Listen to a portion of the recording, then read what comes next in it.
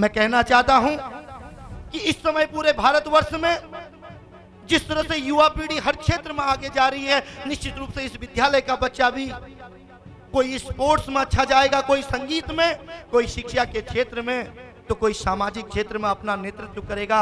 मैंने पहले भी कहा था कि कोई आर्ट्स का स्टूडेंट, कोई कॉमर्स का, कोई बायो का, तो कोई मैथ्स का, हर व्यक्ति के अंदर उसकी एक कला और एक क्षमता होती है। एक दूसरे को देख के एक दूसरे का आकलन कभी नहीं करेंगे।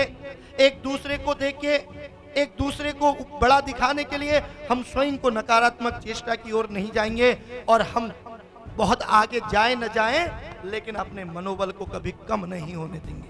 दोस्तों, मैं कहना चाहता हूं, आज इस 21वीं सदी में हमारे भैया बहन बैठे हैं।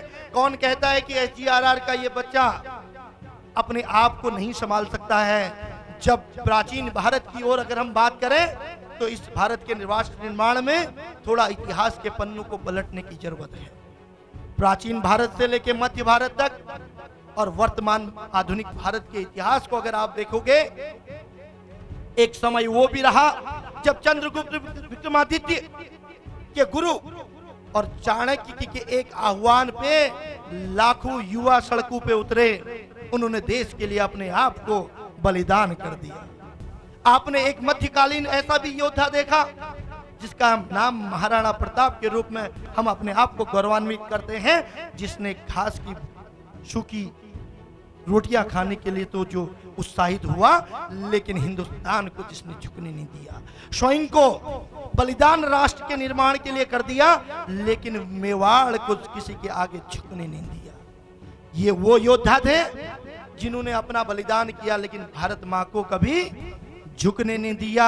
और मैं कहना चाहता हूं, अब से 40 साल पहले, चाहे वो 1961 का समय रहा हो या 65 का समय रहा हो, वो 1971 रहा हो या आपात का 1975 का क्षेत्र रहा हो, वो कारगिल का 1999 के दिनों को अगर याद करेंगे, तो तब भी देश बलिदान मांगता था।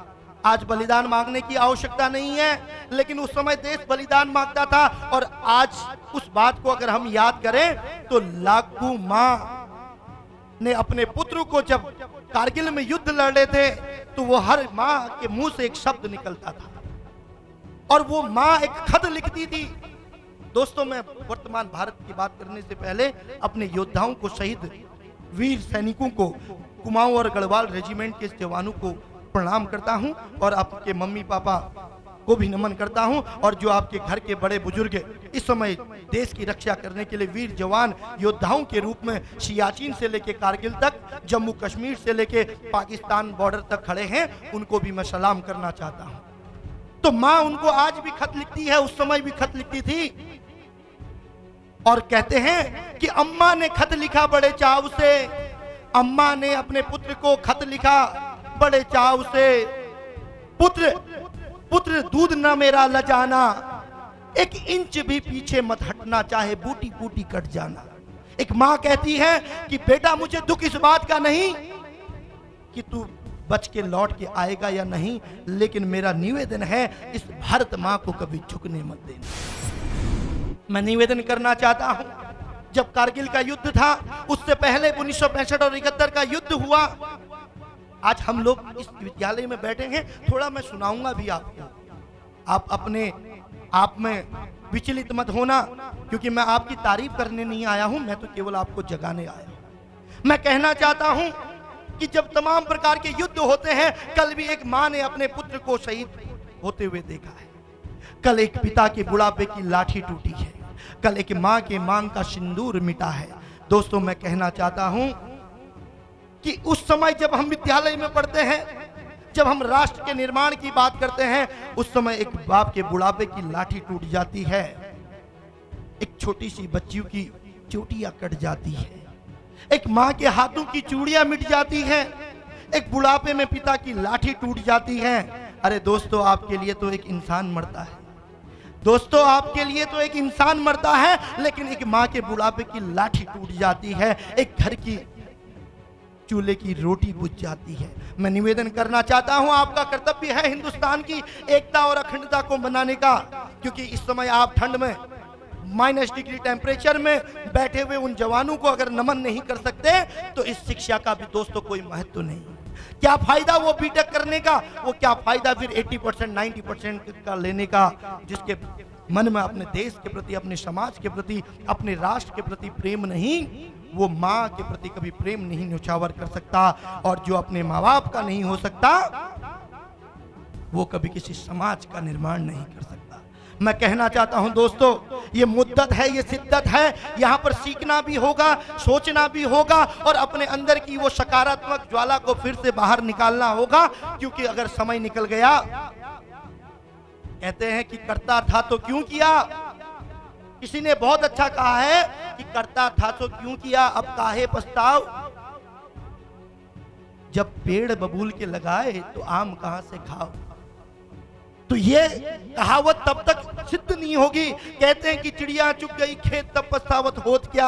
आज 16 साल 17 साल के हमारे वीर जवान यहाँ पर बैठे, हमारे भैया बहन बैठे हैं। मैं वीर जवानों से आपको संबोधित करना चाहता हूँ, अगर आप अपना फिजिकल, अपना मेडिकल, अपने सोचने की क्षमता को नहीं बदलेंगे, अगर आज आपने अपने आप को गलत रास्तों से नहीं हटाया, तो आने वाले समय में जब आप 22 साल 25 साल के हो जाएंगे, आप चाह के भी नहीं सुधर पाएंगे। मैं निवेदन करना चाहता हूं। मैं निवेदन इसलिए करने के लिए आता हूं, बार बार मेरे मन में एक पीड़ा होती है जब मैं बच्चों को बाहर देखता हूं। जब आते जाते मैं बच्चों को सिगरेट पीते हुए, गुटखा खैनी तंबाकू खाते हुए, छोटी छोटी बालिकाओं को हुक्का बार में, क्लबों में कॉकटेल मॉकटेल बनाते हुए देखता हूं। दोस्तों, हम लोग एक नई क्रांति क्यों नहीं ला सकते हैं? हम कॉकटेल रूपी राक्षस का विरोध क्यों नहीं कर सकते हैं?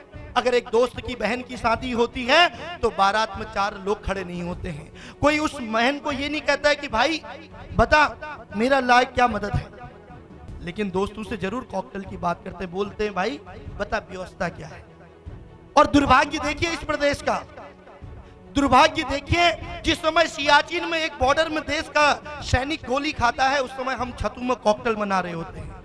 जहां पर एक माँ ने जो छोटी सी बिटिया को, एक बच्चे को 9 मन अपने गर्भ में पाल के बड़ा किया होता है, वो माँ उस बिटिया के को अर्पण करती है, कुल से अर्पण कर देती है।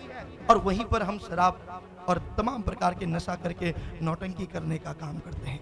दोस्तों, चाहे वो बड़ों ने किया या छोटों ने किया, मैं बड़ों पे उंगली नहीं उठाऊंगा, लेकिन बड़ों से तो मैसेज जाता ही है। लेकिन मैं अपने छोटे भैया बहनों से कहना चाहता हूं, तो हम ऐसी कॉकटेल का विरोध क्यों नहीं कर सकते? हम ऐसे जगह को क्यों नहीं त्याग सकते जहां नशा रूपी राक्षस हमारे संस्कारों का हनन करता है? कारगिल युद्ध में पाकिस्तान हारने के बाद भी अपनी काली हरकतों से बाज नहीं आता।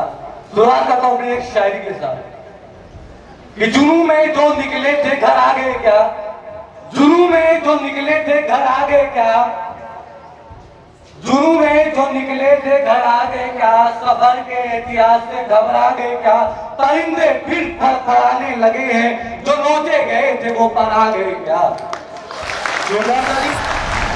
माँ जब अपने सपनों को पूरा नहीं कर पाती तो वो बच्चे को जन्म देकर उसके आंखों से सपने देखने लगती है, पर जब वो बच्चा ही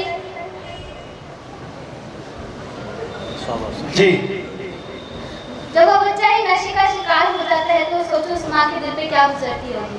आपने अपने साहसी शब्द बताए, लेकिन हमें साहसी शब्दों से ज्यादा साहसी कर्मों की आवश्यकता है। हम उस साहसी तत्वों को साहसी कर्मों की रूप में ढालना चाहते हैं। उठो उठो, देखो संसार मुझसे जल रहा है नशे के रूप में। क्या तुम सोच सकते हो हम बार बार पुकारे जब तक अंतर्यामी देव उस पुकार का उत्तर न दे? तुम सोचते हो क्या इससे बड़ा कर्म है क्या? पढ़ाई में तो लोग बहुत ज्यादा आगे बढ़ते जा रहे हैं, लेकिन हमारे समाज के कार्यों में क्या कोई भागीदार बनता है? बहुत से कम लोग सोचते हैं ये बात को, लेकिन मैं चाहती हूँ कि हमारे देश के सभी युवा अगर इस बात को सोचें तो हमारा देश भी बहुत आगे बढ़ेगा। बेशुमार कंट्रीज के नाम में हमारा देश भी गिना जाएगा।